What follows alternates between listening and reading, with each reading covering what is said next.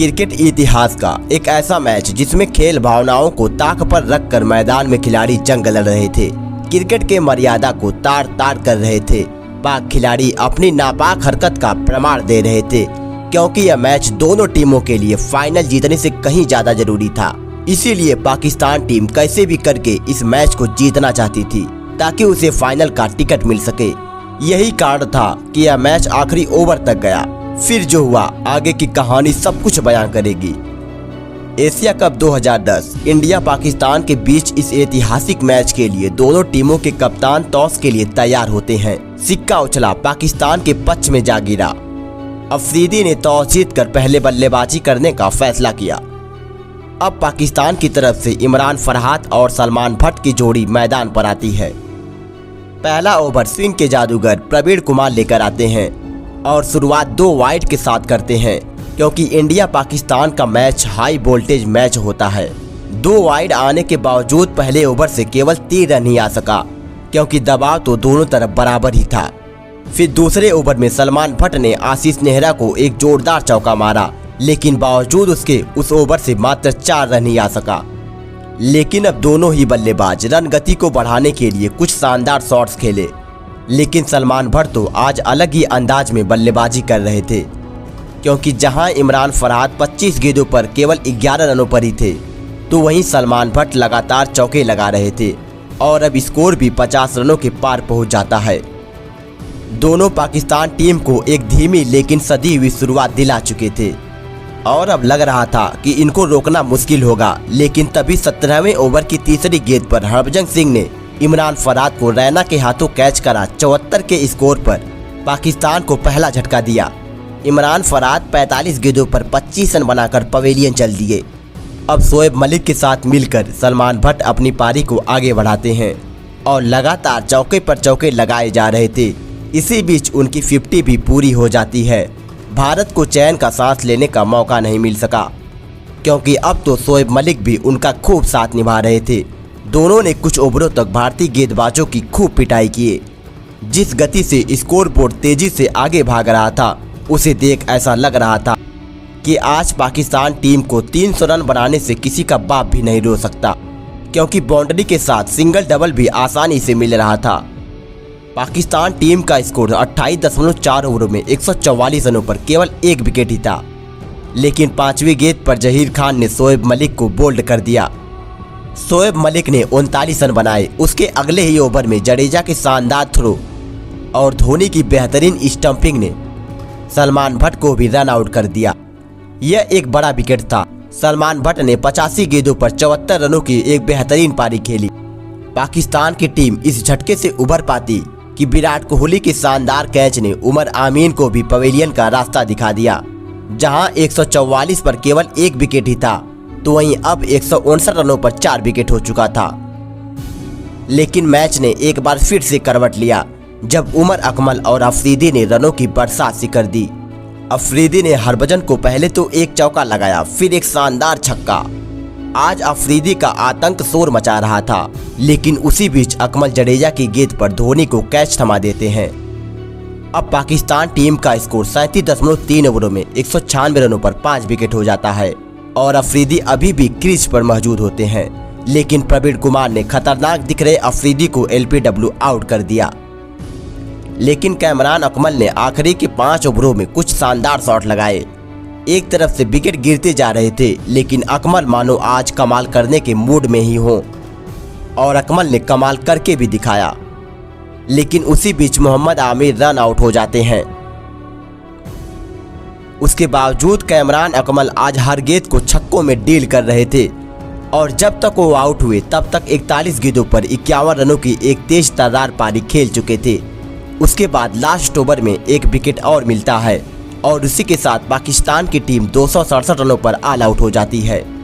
अब भारतीय टीम को 268 रनों का टारगेट मिलता है। यह टारगेट आसान था, लेकिन पाकिस्तान के पास शोएब अख्तर और मोहम्मद आमिर की रफ्तार थी, तो वहीं सईद अजमल जैसा मिस्ट्री गेंदबाज जो पलक झपकते ही आपकी गिल्लियां उड़ाने का दम रखता था। हम वीडियो में आगे बढ़ें। यदि वीडियो पसंद आ रही हो तो वीडियो को एक लाइक जरूर कीजिएगा। भारतीय पारी की शुरुआत हुई और गौतम गंभीर ने पहले ओवर से ही अपने हाथ खोल दिए और लगातार बाउंड्रीज लगाए जा रहे थे। अब खरबूजे को देख तरबूजा भी रंग बदला, यानी सहवाग ने भी एक चौका जरूर लगाया, लेकिन 11वें ओवर की दूसरी बॉल पर सहवाग विकेटकीपर को कैच थमा देते हैं। जिस सहवाग को विस्फोटक पारी के लिए जाना जाता था, तो वही सहवाग आज 11 रन बनाए, लेकिन उसके लिए इन्होंने 32 गेंदों का सामना किया। अब विराट कोहली मैदान पर आते हैं और आते ही चौका लगाकर टीम के स्कोर को 50 रनों के पार पहुंचा दिया। अब कोहली गंभीर की जोड़ी स्कोरबोर्ड को धीरे धीरे आगे बढ़ाती है, लेकिन 82 के स्कोर पर अजमल की फिरकी विराट का विकेट ले उड़ती है। कोहली ने 18 रन बनाए। उसके बाद गंभीर ने अपनी 50 पूरी कर लिया और अभी भी भारत को 31 ओवरों में 175 रनों की जरूरत होती है। अब धोनी गंभीर की जोड़ी मैदान पर होती है। इसके बाद दोनों ने लगातार शॉट लगाना शुरू किया। जब दोनों ने शॉट लगाना शुरू किया तो रुकने का नाम नहीं ले रहे थे। कभी चौका लगाते तो कभी छक्का लगाते। फिर गंभीर के इसी छक्के के साथ टीम का स्कोर 150 रन के पार पहुंच जाता है। आज पाकिस्तान के पास गंभीर का कोई तोड़ नहीं था। डिसाइडर मैच में एक बार फिर से गंभीर का बल्ला गरज रहा था। वैसा लग रहा था कि भारत अपनी जीत की तरफ बढ़ रहा है, लेकिन 34वें ओवर में जो हुआ उसने इस मैच में आग लगाने का काम किया, क्योंकि 34वें ओवर की आखिरी गेंद पर अजमल और विकेटकीपर अकमल दोनों ने गंभीर को आउट करने की अपील किया। और ये कोई साधारण अपील नहीं थी, पिच मैदान में चिल्ला रहे थे। लेकिन रिप्ले में साफ साफ देखा गया कि गेंद गंभीर के बल्ले से कोसों दूर थी। और ऐसा एक बार नहीं, ऐसा अकमल बार बार कर रहे थे। ऐसे में डिंग्स ब्रेक होते ही गंभीर अकमल की औकात बताने चले जाते हैं, लेकिन वो तो धोनी थे कि गंभीर को हटा दिया, नहीं तो आज अकमल का किस्सा ही खत्म हो जाता। लेकिन धोनी ने डिंग्स ब्रेक के बाद पहली गेंद पर अख्तर को जोरदार चौका मारते हैं। फिर गंभीर अगले ही ओवर में अजमल की गेंद पर बोल्ड हो जाते हैं, लेकिन अजमल का ऐसा जश्न हर भारतीय को चुभ रहा था। गंभीर ने शानदार 83 रनों की अतीसी पारी खेली। उसके बाद मैदान पर रोहित शर्मा आते हैं। आते ही कुछ शानदार शॉट जरूर लगाते हैं, लेकिन वो भी टीम का साथ छोड़ देते हैं और शाहिद अफरीदी की गेंद पर LBW आउट हो गए। लेकिन अभी भी धोनी क्रीज पर मौजूद होते हैं। लेकिन जब 47 गेंदों पर 58 रनों की दरकार थी, तभी धोनी एक खराब गेंद पर प्ले डाउन आउट हो जाते हैं। अब यहाँ से भारतीय टीम लगभग मैच हार चुकी थी। अब सारा का सारा दारोमदार सुरेश रैना पर था, लेकिन रविंद्र जडेजा भी अजमल के हाथों बोल्ड हो गए। पाकिस्तान का ऐसा जश्न घाव पर नमक छिड़कने का काम कर रहा था। अब हरभजन सिंह मैदान पर आते हैं। अब यहीं से इतिहास लिखा जाना था, एक ऐसा इतिहास जो दुनिया के लिए एक इतिहास बनकर रह गया। उसी ओवर में रैना ने पहले अकमल को एक चौका जड़ा, उसके बाद एक शानदार छक्का जड़ मैच को भारत की तरफ मिला दिया। अब यहाँ से भारतीय टीम को जरूरत थी 23 गेंदों पर 36 रनों की। अब उम्मीदें धुंधली सी लग रही थी, तो वही भज्जी ने शोएब अख्तर को एक लंबा छक्का जड़ इस मैच को फिर से जिंदा कर दिया। लेकिन अब धीरे धीरे यह मैच आगे बढ़ता है और एक वक्त पर भारत को 14 गेंदों पर 21 रनों की दरकार होती है। तभी रैना ने चौका जड़ स्कोर को 250 रनों के पार पहुंचा दिया और आखिरी गेंद पर रैना ने एक सिंगल चुरा लिया। अब 12 गेंदों पर 16 रनों की दरकार थी, तभी रैना एक छक्का मार देते हैं। अब यहाँ से यह मैच पूरी तरह से भारत के पक्ष में आ चुका था।